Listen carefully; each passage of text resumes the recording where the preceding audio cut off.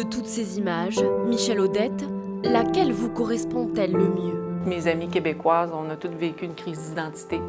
Moi, j'avais une double ou une triple crise d'identité.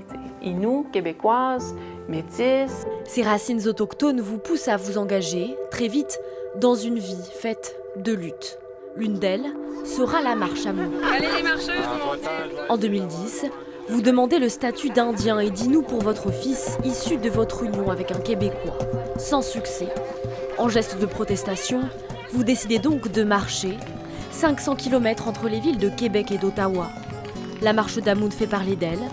À votre arrivée à Ottawa, votre fils est reconnu indien, au même titre que 45 000 autres personnes. Non à la discrimination envers les femmes des Premières Nations pour qu'elles puissent transmettre leur statut d'Indien à leurs enfants sans être obligées de divulguer le nom du père, pour qu'elles puissent garder leurs droits de citoyenneté même si elles marient un non-autochtone. Michèle Audette, vous militez depuis toujours auprès du gouvernement pour que lumière soit faite sur les féminicides des femmes autochtones. Elles ont 12 fois plus de risques d'être assassinées ou portées disparues que toute autre femme au Canada. Vous obtenez enfin gain de cause en 2015. Là, les larmes ont sorti en disant que, après tout ce temps-là, ça va se faire, tu sais.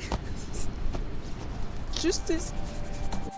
La commission d'enquête nationale est créée. Vous en êtes l'une des commissaires. Pendant 33 mois, vous tentez d'apporter une réponse aux milliers de meurtres et disparitions de femmes autochtones, répertoriées au cours des dernières décennies au Canada.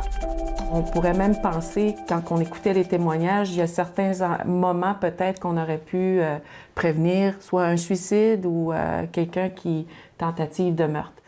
Vous, qui avez été actrice, présidente d'association, sous-ministre, en 2021, vous voilà désormais sénatrice. Je le dis malgré tout, j'ai accepté de m'investir ici.